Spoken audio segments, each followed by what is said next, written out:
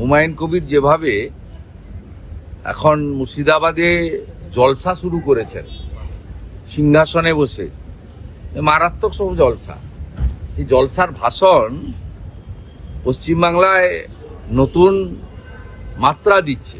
হুমায়ুন কবির বলছেন, গত দুটো জলসার ভিডিও আমার কাছে এসেছে, তিনি বলছেন যে গঙ্গাসাগর মেলায় এত টাকা খরচ হবে কেন।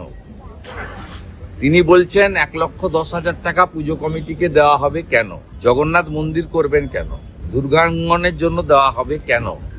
সেই জন্য তিনি বলছেন 90টা আসন থেকে মুসলমানকে জেতাতে হবে, যাতে মুসলিমরা আগামী 5 বছর যে সরকার হবে তাকে নিয়ন্ত্রণ করতে পারে।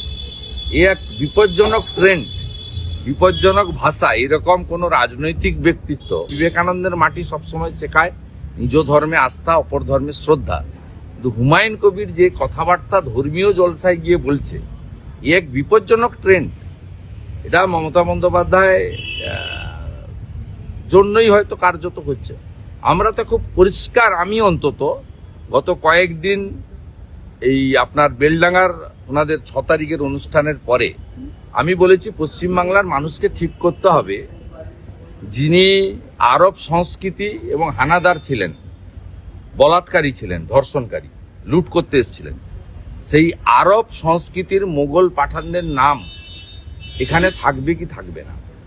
আগামী বিধানসভা নির্বাচনে যদি মমতা ব্যানার্জি জেতে, তাহলে বিনা অনুমতিতে তিনি শিলান্যাস করিয়েছেন পুলিশ প্রোটেকশন দিয়ে। তিনি বাবরের নামে ধর্মীয় প্রতিষ্ঠানটা কার্যত, তিনি যদি ক্ষমতায় আসেন, মানে উনি তো এখন আছেন, তাহলে কিন্তু উনি বাধা দেবেন না, বাধা দেওয়ার ক্ষমতা ওনার নেই। আর হুমায়ুন কবিররা যদি 90টা আসন নিয়ে আসে, তাহলে বাবরের নাম একটা জায়গায় লেখা হবে না, প্রত্যেকটা জায়গায় কিন্তু আকবর, শাহজাহান, ঔরঙ্গজেব, হুমায়ুন এবং বাবরের নাম লেখা হবে।